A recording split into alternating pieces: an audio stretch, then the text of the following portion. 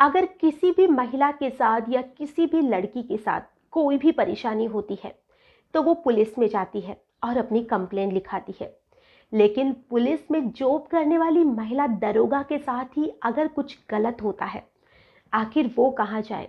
और उसके साथ ज्यादती करने वाला कोई बाहर का इंसान नहीं, बल्कि उसी के थाने का इंस्पेक्टर हो, जो उसका न्यूड वीडियो बना ले और उसे बार बार धमकी दे कि अगर तुमने किसी को कुछ बताने की कोशिश की तो मैं तुम्हारा वीडियो वायरल कर दूंगा, तुम्हें नौकरी से हटवा दूंगा।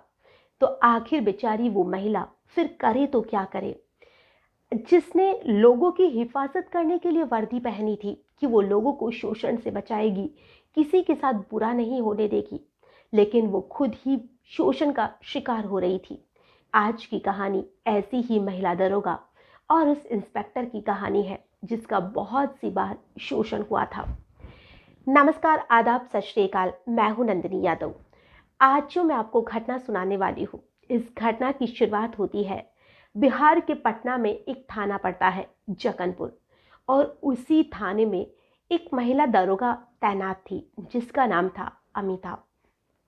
और जो अमिता थी उसको इंस्पेक्टर ने कहा कि अमिता, तुमसे किसी केस के सिलसिले में बहुत ज़रूरी बात करनी है, तो तुम जो गवर्नमेंट के जो बने हुए क्वार्टर होते हैं, जो सरकारी आवास होते हैं, तुम वहाँ पर आकर मुझसे शाम को मिलना।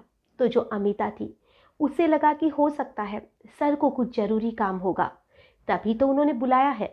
तो जो अमिता थी वो वहाँ पर सरकारी आवास में पहुँच जाती है, और वहाँ पर उसे जो इंस्पेक्टर था वो उसे कहता है कि तुम चाय पियोगी या कॉफ़ी पियोगी। तो अमिता कहती है कि नहीं सर, मुझे चाय भी नहीं लेनी है और मुझे कॉफ़ी भी नहीं लेनी है। तो वो इंस्पेक्टर कहता है कि ऐसे कैसे नहीं लोगी, तुम मेरे यहाँ पर पहली बार आई हो, चाय कॉफ़ी कुछ तो बनता ही है। फिर चाय कॉफ़ी पीते पीते हम केस के बारे में भी बात कर लेंगे। तो अमिता कहती है ठीक है सर, आप कॉफ़ी बनवा लाइए। तो जो इंस्पेक्टर था वो कॉफ़ी बना के लाता है और उसी में नींद की गोलियां मिला देता है, जिससे कि जो अमिता थी उसे बहुत ज़्यादा गहरी नींद आ जाती है। और नींद आने के बाद में कुछ घंटे के बाद में जब अमिता को होश आता है तो वो देखती है कि उसके शरीर पर एक भी कपड़ा नहीं था। वो समझ नहीं पाती कि उसके साथ आखिर क्या हुआ था, क्योंकि वो तो बाहर सोफे पर बैठी हुई थी, लेकिन जब उसकी आंख खुलती है तो वो बेडरूम में होती है। तो वो इंस्पेक्टर से पूछती है कि सर, आपने मेरे साथ क्या किया? तो वो इंस्पेक्टर कहता है कि तुम इतनी ज़्यादा क्यों परेशान हो रही हो, तुम बिना कपड़ों के बहुत अच्छी लग रही हो। और ये कहते हुए वो उसे एक वीडियो दिखाता है, और उस वीडियो को देखने के बाद में अमिता की आंखों से आंसू रुकने का नाम ही नहीं ले रहे थे, क्योंकि वो एक न्यूड वीडियो था जो कि उस इंस्पेक्टर ने उसका बना लिया था, जो कि उसे दिखाकर वो उसे ब्लैकमेल कर सके। अमिता कहती है कि सर प्लीज़ मेहरबानी करके आप ये वीडियो डिलीट कर दीजिए। लेकिन इंस्पेक्टर ने कहा कि ऐसे कैसे डिलीट कर दूंगा, जब भी मैं तुम्हें बुलाऊंगा तो तुम आओगी, और जिस दिन भी नहीं आई तो ये वीडियो मैं सोशल मीडिया पर वायरल कर दूंगा। अब अमिता बेचारी करती तो भी क्या करती, वो अपने कपड़े पहनती है और वापस से अपने घर लौट जाती है। बहुत परेशान थी, लेकिन किसी को कुछ भी बताने लायक नहीं थी। उसे लगा कि अगर वो किसी को बताएगी, क्या पता उसका पति उसे छोड़ देगा, उसके बच्चे उसके बारे में क्या सोचेंगे। वक्त आगे बीत रहा था। ये बात है सितंबर 2023 की। और कुछ ही दिनों के बाद में जो अमिता थी वो कुछ महीनों के बाद में, हालांकि वो जो इंस्पेक्टर था वो महीनों तक उसका शोषण करता रहा, तो वो जो अमिता थी वो एक दिन थाने में ही उसके कैबिन में जाती है और इंस्पेक्टर से कहती है कि सर, अब बहुत हो गया, अब मैं और ज़्यादा नहीं सहन कर सकती, बस कीजिए। तो वो इंस्पेक्टर कहता है कि ऐसे कैसे बस कीजिए, आप ही तो ना जाने तुम्हें कितने सालों तक मेरी हवस को मिटाना है। तो वो कहती है कि नहीं सर, अब ऐसा नहीं हो सकता, मैं प्रेग्नेंट हूँ और आपके बच्चे की माँ बनने वाली हूँ। तो अगर आपने अब कुछ भी किया तो मैं लोगों को सबूत के तौर पर इस बच्चे का डीएनए भी करवाऊंगी और लोगों के सामने आपकी सारी करतूत ले आऊंगी। इंस्पेक्टर अपनी कुर्सी से खड़ा होता है, और खड़े होने के बाद में अमिता के पेट पर इतनी जोर से लात मारता है कि अमिता वहीं पर गिर जाती है और वो उसके पेट ही पेट पर बहुत सी लात मारता है, घूंसे मारता है। लेकिन तब तक उनके बीच का जो लड़ाई झगड़ा था वो बहुत ज़ोर से बढ़ चुका था, इतना ज़्यादा कि उनकी आवाज़ बाहर तक जा रही थी। बाकी के जो थाने में तैनात लोग थे वो भी वहाँ पर पहुँच जाते हैं। कुछ फरियादी थे तो कुछ वहीं पर जॉब करने वाले लोग थे। तो सभी लोग वहाँ पर पहुँचते हैं तो वो देखते हैं कि जो अमिता है वो नीचे गिरी हुई है और उसको ब्लीडिंग स्टार्ट हो चुकी है। अब अमिता को हॉस्पिटल ले जाया जाता है। हॉस्पिटल ले जाने के बाद में अमिता को डॉक्टर कहता है कि आपके पेट पर ज़्यादा चोट लगने की वजह से हम आपके बच्चे को नहीं बचा पाए। अब जो ये मामला था वो बहुत ज़्यादा हाईलाइट हो चुका था, क्योंकि लोगों को पता चल चुका था कि इन दोनों में क्या मैटर चल रहा था, क्योंकि वो बहुत ज़ोर ज़ोर से चिल्लाकर एक दूसरे पर आरोप प्रत्यारोप लगा रहे थे। अब यहाँ पर जो इंस्पेक्टर था वो 6-7 दिन की छुट्टी लेता है और वो कहता है कि उसे कुछ दिन के लिए बाहर जाना है और उसे छुट्टी दे दी जाती है। अब वो जब बाहर जाता है तो अमिता की तबीयत बहुत ख़राब थी। अब ये सारी चीज़ें अमिता अपने पति से कहती है और अपने भाई से कहती है। तो जो उसका पति था वो उसका पूरा साथ देता है और वो उसकी कंप्लेंट लिखाता है। और उसकी जब कंप्लेंट लिखाई जाती है तो उसे अरेस्ट किया जाता है और उसे कहा जाता है कि अब क्या सच्चाई है तुम खुद ही बता दो।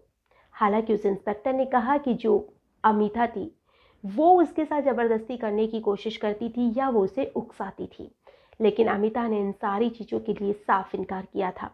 और अमिता का जब डीएनए हुआ तो उसमें रेप का भी पूरा आ चुका था कि उसने उसके साथ ज़बरदस्ती की थी। अब उसको हालांकि पुलिस ने अरेस्ट कर लिया था, पहले उसका ट्रांसफ़र किया गया था कि ये मामला ज़्यादा उछले नहीं, लेकिन फिर भी ये बात जब मीडिया में पहुंचती है तो मीडिया वाले उसे फ़ोन करते हैं और फ़ोन पर उस इंस्पेक्टर ने बात करने से साफ इनकार कर दिया था। और जब मीडिया वाले वहाँ तक थाने तक पहुँचते हैं तो वहाँ पर भी उसने मीडिया के सामने आने से इनकार कर दिया था। लेकिन जब पूरा मामला मीडिया में आता है तब उसे अरेस्ट किया जाता है। हालांकि पहले उसे अरेस्ट नहीं किया गया था, कैसे ना कैसे करके इस मामले को दबाने की कोशिश की गई थी, क्योंकि वो बहुत ही ज़्यादा पावरफुल व्यक्ति था। 3 साल से वो उस थाने में तैनात था, उसकी पहुंच बहुत ऊपर तक थी जिसका कि उसने फ़ायदा भी उठाना चाहा। और इन्हीं चीज़ों की वजह से तो बहुत सी औरतें, बहुत सी लड़कियां ऐसे लोगों की हवस का शिकार बन जाती है, क्योंकि इनके पास ऊपर तक की पहुंच होती है और जो ऊपर की पहुंच होती है वो ना जाने कितने ही लोगों की लाइफ खराब कर देती है। उन्हें इंसाफ नहीं मिल पाता है। और जो लोग ऐसे लोगों का साथ देते हैं, चाहे तो वो उनके सीनियर हो या कोई भी हो, उनके जितना मूर्ख आदमी कोई नहीं हो सकता है, क्योंकि अगर वो उनका साथ देते हैं तो उनको और बढ़ावा मिलता है और यही बढ़ावा ना जाने कितने ही लोगों की लाइफ खराब कर देता है। आज की जो घटना है इसे सुनाने का हमारा उद्देश्य ना ही किसी को परेशान करना है, ना ही किसी का भी दिल दुखाना है। हमारा उद्देश्य बस इतना सा है कि चाहे तो कोई नॉर्मल व्यक्ति हो, चाहे तो कोई पुलिस में हो या जो भी हो, किसी के साथ भी बुरा करने से पहले 100 बार सोचिए, क्योंकि बुरे का परिणाम तो बुरा ही होता है। कभी ना कभी ही सही सच्चाई सामने जरूर आती है, जैसे कि अमिता की आई थी। बहुत दिन तक उसने शोषण जब उसने किया तो उन सारी चीज़ों को सहन करती रही, लेकिन खास अमिता ने जो आवाज़ इतने महीनों बाद उठाई, वो आवाज़ अगर वो पहली बार उठाती तो शायद उसके साथ ऐसा नहीं होता। अगर उसने उसके साथ गलत किया तो वो अपने पति को विश्वास में लेती, अपने पति से कहती, या वो पुलिस में कंप्लेंट कराती या किसी से भी कहती। वो अगर उसका विरोध करती तो शायद उसे इतनी हिम्मत नहीं मिलती, लेकिन वो डर कर चुप रह गई और इसी चीज़ का उसने फ़ायदा उठाया। तो अगर किसी के साथ भी ऐसा होता है तो इसमें डरने की ज़रूरत नहीं है, क्योंकि आप जितना डरोगे आपके साथ ऐसा ही होता रहेगा। तो इन सारी चीज़ों का आप डट कर मुकाबला करिए। कुछ गलत होता है तो उसमें पीछे ना हटे, बल्कि इन सारी चीज़ों के लिए पुलिस के पास जाए, अपने परिवार को बताए, सभी को बताकर इन सारी चीज़ों से दूर रहने की या इनका विरोध करने की कोशिश करिए। आज के लिए बस इतना ही, फिर मिलेंगे किसी नई घटना के साथ। तब तक के लिए